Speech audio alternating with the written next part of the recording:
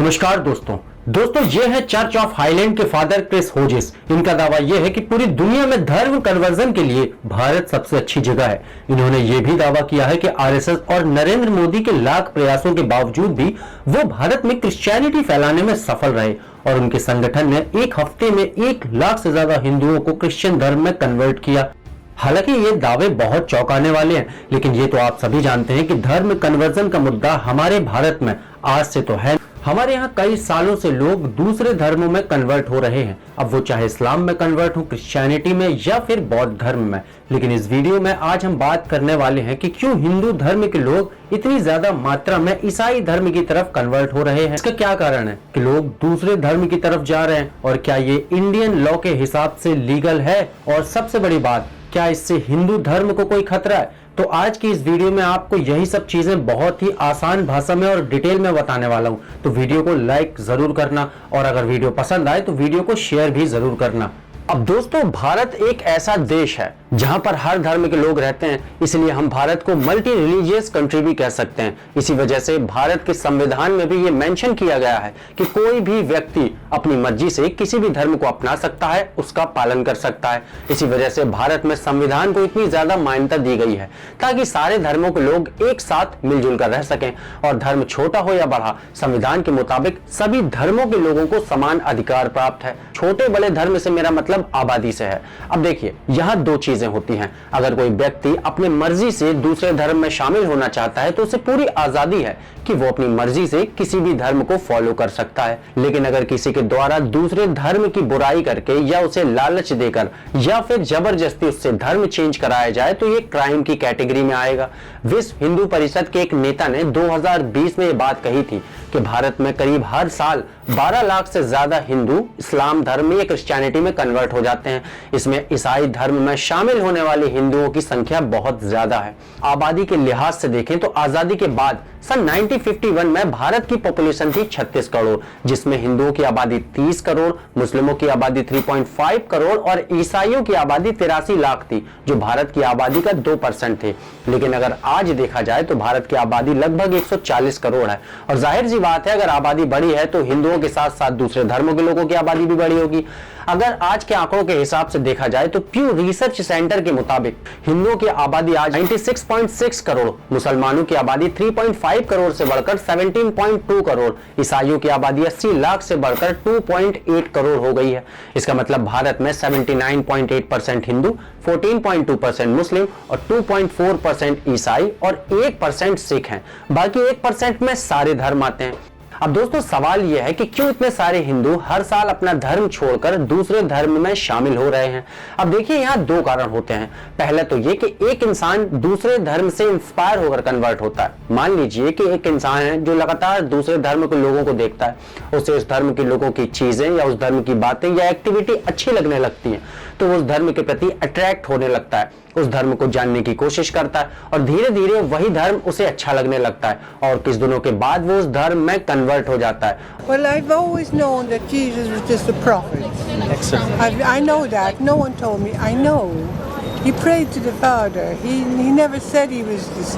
He never said he was Allahu Akbar. God. Amazing. He never said. He never said that. He never said it. And I've had dreams about Muhammad, to be honest. I never told you. Oh, I've had dreams about Muhammad. SubhanAllah. Many dreams. Can you describe some of them, or the most Yes, prominent one? Yeah, when I was in the hospital having a heart operation, Muhammad was surrounding me. It was all Muhammad. Our young brother, he'll do the shahada with you, okay? We'll start with the Arabic.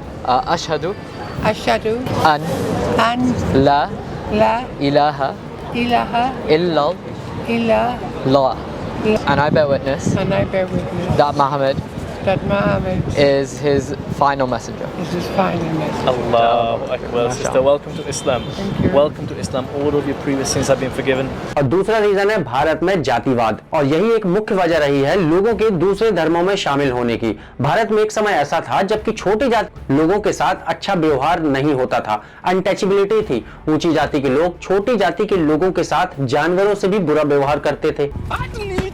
हम तो सुने थे सरकार सबको बराबर कर दिया है, किसी को भी छू सकते हैं। साला कीड़ा के औलाद है, मेढक नाल ठोकवा लेगा तो घोड़ा बन जाएगा रे। सरकार ढील दे दिया तो तू माथा पे चढ़ के मुतेगा। इतनी तुड़ाई करो इसकी जीवन भर, अपनी जात की औकात ना भूले। नीचे तक सरकार बोले कोई को भी अरे सरकार बोले सबको छू सकते हो। अरे सरकार बोली भारत में तो एक जगह ऐसी भी थी जहां पर छोटी जाति की महिलाओं को या पुरुषों को कमर के ऊपर कपड़े तक पहनने की अनुमति प्राप्त नहीं थी। उस टॉपिक पर मैंने अपनी एक वीडियो कवर किया है जहां नांगली नाम की एक औरत ने अपनी जान देकर इस भेदभाव को खत्म किया था। उस वीडियो को आप इस वीडियो के बाद देख सकते हैं।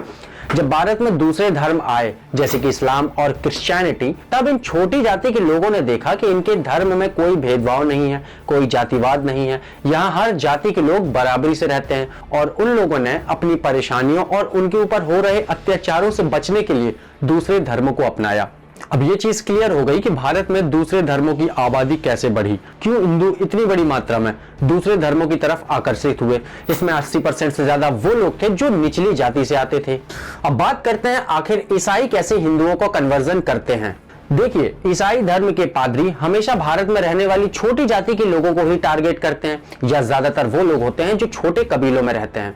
अब जैसे कि हमने कहा, कुछ लोग इंस्पायर होकर दूसरे धर्म को अपनाते हैं तो कुछ परेशानियों में दूसरे धर्मों की तरफ जाते हैं। लेकिन अब हम बात करेंगे एक और रीजन की, जिसमें लोगों का ब्रेन वॉश करके या उन्हें लालच देकर धर्म चेंज कराया जाता है।